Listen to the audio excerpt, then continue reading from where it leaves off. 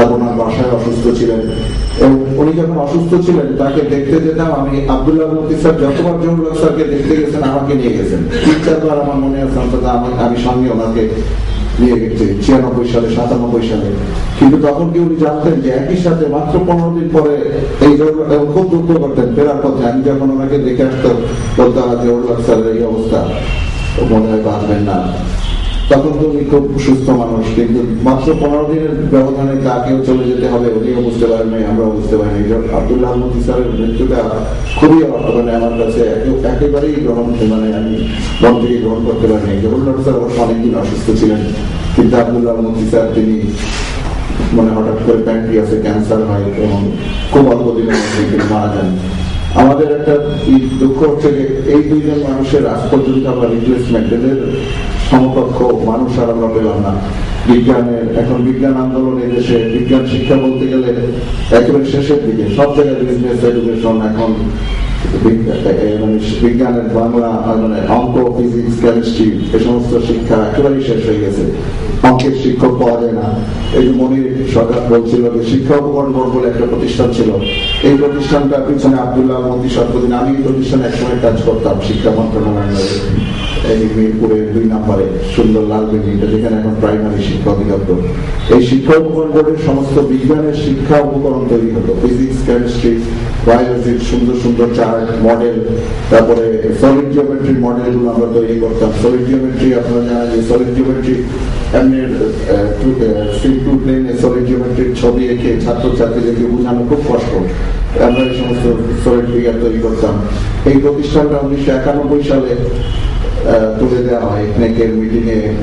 তখন BNP government প্রথম ক্ষমতায় আসে, আসার পরেই এই প্রতিষ্ঠানটা বিলুপ্ত ঘোষণা করা হয়। এবং এই বিলুপ্ত করার পরে এখন আপনারা দেখবেন বিভিন্ন সব এই যে আমাদের গোপীবাজার এখানে সমস্ত ব্যবসায়ীরা, আমি ওখানে একটা মাল্টিমিটার, একটা ভোল্টমিটার নিয়ে আসেন, একটা ভোল্টমিটার এনে একই সার্কিটে 2টা ভোল্টমিটার লাগান, 2 রকম রেডিং দেবেন। মানে কোন রকম কোয়ালিটি কন্ট্রোল নাই, কিছু নাই, ফিজিক্সের যন্ত্রপাতি এভাবে চলছে। তারপর বায়োলজি তো নাই। আর এখন আবার তথ্য প্রযুক্তির নাম করে বিজ্ঞানকে একেবারে বিদায় করে দেওয়া হয়েছে। অনেকে স্কুলে ফিজিক্সের কোনো যন্ত্রপাতি নাই, কেমিস্ট্রির টিউব নাই, টেস্ট টিউব নাই, বুলেট নাই, পিপেট নাই, কেমিক্যালস নাই, সল্ট টেস্টিং এর ব্যাপার নাই, মানে ব্যবস্থা নাই, কিন্তু কম্পিউটার খালি হার্ডওয়্যার দিচ্ছে। এগুলো দিয়ে আমি কম্পিউটার অবশ্যই প্রয়োজন আছে, আমি নিজে কম্পিউটার সায়েন্স, আমি কম্পিউটার কাউন্সিলে দীর্ঘদিন কাজ করেছি। কিন্তু আমার কাছে মনে হয়েছে যে তথ্য প্রযুক্তির নাম করে বিজ্ঞানকে কেন জানি মনে হচ্ছে দূরে সরিয়ে ফেলা হচ্ছে। অঙ্কের ম্যাথমেটিক্সের, আমাদের ম্যাথমেটিক্স এডুকেশন অবস্থা দিনে দিনে খারাপ হচ্ছে। এত খারাপ টেক্সট বই, ম্যাথমেটিক্সের মধ্যে এত খারাপ টেক্সট, আমাদের দেশের মধ্যে এত লো কোয়ালিটির টেক্সট বুক আমার মনে হয় পৃথিবীর কোনো দেশে নাই। এই ম্যাথমেটিক্স পড়ে, এই বই পড়ে, এই ফিজিক্স বই পড়ে কি করে তারা প্রোগ্রামার হবে, সিস্টেম সায়েন্টিস্ট হবে, আমি জানি না। শুধু কম্পিউটার বিজ্ঞান বলে একটা সে কম্পিউটার অপারেটর হতে পারে, ভালো অপারেটর হতে পারে, কিন্তু একটা মানুষের লজিক্যাল সেন্স ডেভেলপ করতে হলে, অ্যালগরিদম জানতে হলে অবশ্যই ম্যাথমেটিক্স জানতে হবে। কম্পিউটার দিতে পারলে ভালো, সে স্কুলে না দিতে পারলে কোনো ক্ষতি নেই। আমরা তখন বুয়েটে পড়ি, আমরা তো ভর্তি থার্ড ইয়ারে আসার সময় 4.4 ছিল তখন, 77 না। তার আগে আমরা কম্পিউটার দেখি নাই। তো আমরা তো যে কোনো ভাষায় প্রোগ্রাম লিখতে পারি, আমরা ফোরট্রান জানি, আমরা জাভা জানি, C++ জানি, আমাদের তো কোনো অসুবিধা নাই, কারণ আমাদের ম্যাথমেটিক্সের বেসটা ভালো ছিল। এখনকার ছেলেমেয়েরা ম্যাথমেটিক্সে এত দুর্বল, এদের কোনো লজিক্যাল সেন্স নাই, এরা অ্যালগরিদম জানে না। শুধু কম্পিউটার দিয়ে মানে ক্লিক করে কিন্তু দুনিয়া জয় করা যাবে না। বেসিক বিজ্ঞান, মূল বিজ্ঞানের শিক্ষা ছাড়া এর কোনো বিকল্প নাই। এবং এই বিজ্ঞান শিক্ষার জন্য প্রফেসর জহুরুল হক এবং আব্দুল্লাহ মতি সরকার তার আগে বিজ্ঞান আন্দোলন করতেন। তাদের প্রফেসর ইয়ার খান স্যার, আমাদের আমি বলি ওই যে নকশাদের শেষ সূর্য একটা বই পড়ছিলাম, আমার কাছে মনে হয় ইয়ার খান স্যারকে বিজ্ঞানের শেষ সূর্য, হারুনুর রশিদ স্যার, এরা দুজন বলে যে কি হবে। আমি মানে চিন্তা করলে আমি শঙ্কিত হয়ে যাই যে বিজ্ঞানকে আমরা কিভাবে বিসর্জন দিয়ে চলছি। আমি আজকে বেশি কথা বলতে চাই না, আমাদের গুরুত্বপূর্ণ আমাদের আলোচনা আছে। আমি প্রফেসর জহুরুল হক এবং আব্দুল্লাহ মতির মানে স্মৃতির প্রতি গভীর শ্রদ্ধা জানাই। এবং আমরা কতটুকু আমরা মানে এদের প্রতি দৃষ্টি যেটা প্রমাণ হচ্ছে, আজকে 10-12 বছর হয়ে গেল মারা গেলেন, আমরা ওনাদের স্মারক একটা স্মারকগ্রন্থ পর্যন্ত বের করতে পারলাম না। কত লোক মারা যায়, তাদের স্মারকগ্রন্থ বের হয়ে যায়, সিডি বের বের হয়ে যায়। আজকাল কত ভালো এদের মতো লোককে আমরা সম্মান করতে পারি না। আর দুর্বৃত্ত কত আছে, তারা দুর্বৃত্তরা সহজে মরে না, আর যদিও বা মরে ওই নানান ছলছুতায় অমর হয়ে থাকে, নানান বিষয়ে। আর এদের আজকে আব্দুল্লাহ মুফতিসার জহুরুল হকের মতো মানুষকে যদি আমরা শ্রদ্ধা করতে না পারি, তাদেরকে যদি স্মরণ করতে না পারি, তাহলে আমাদের জাতি হিসাবে আমাদের ভবিষ্যৎ খুব অন্ধকার। আমি তাদের স্মৃতির প্রতি আবার গভীর শ্রদ্ধা জানাচ্ছি। সকলকে ধন্যবাদ।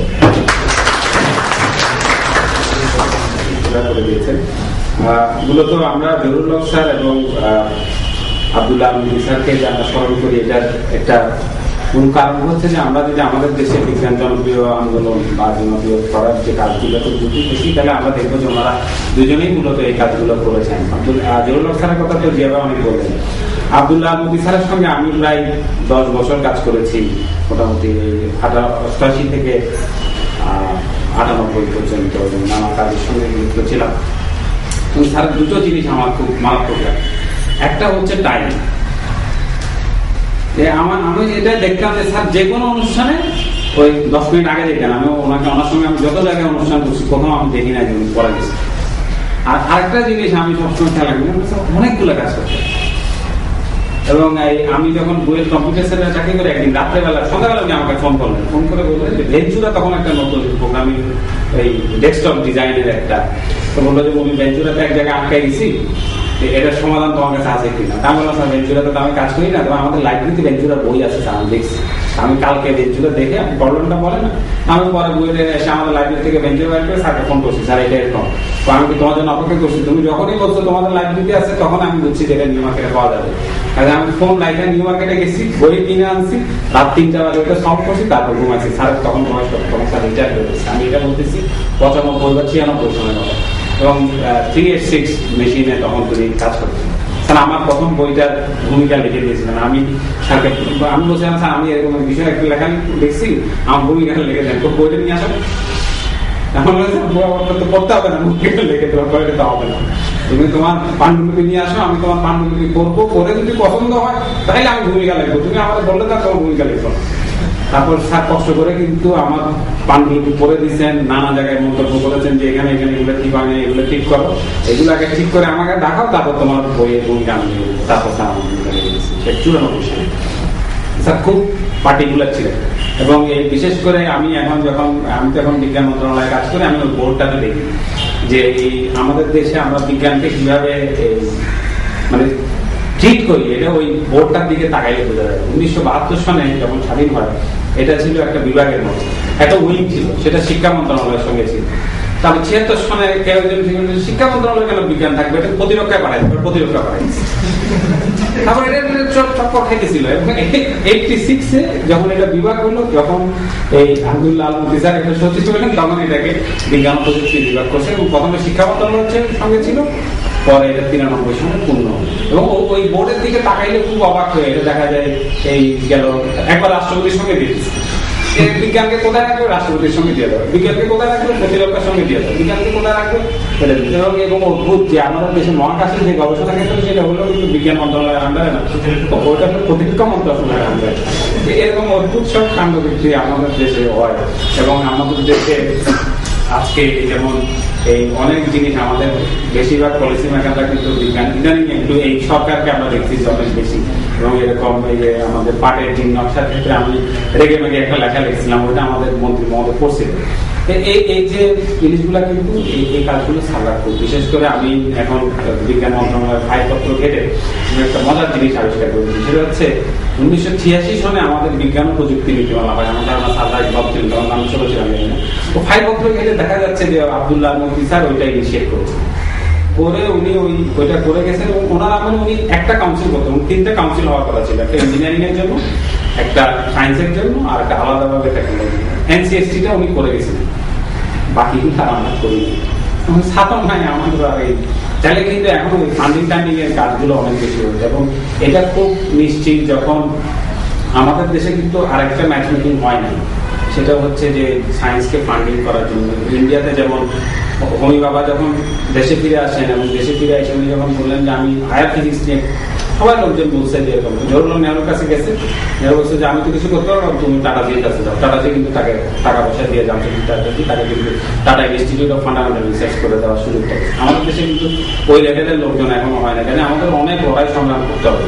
এবং আমি এই যে গতকাল আমাদের এই যে ফার্সিমের সঙ্গে আলাপ করতেছিলাম যে ওর ল্যাবটা কি হবে, বাংলাদেশে একটা ন্যানো ল্যাবের স্বপ্ন আমরা দেখি, সেই ল্যাবটা কে বানাবে আমি জানি না কিভাবে হবে। ঢাকা এলাকায় আমরা কিন্তু কোনো রকমের টাকা পয়সা করে একটা জেনেটিক্সের একটা ল্যাব মানে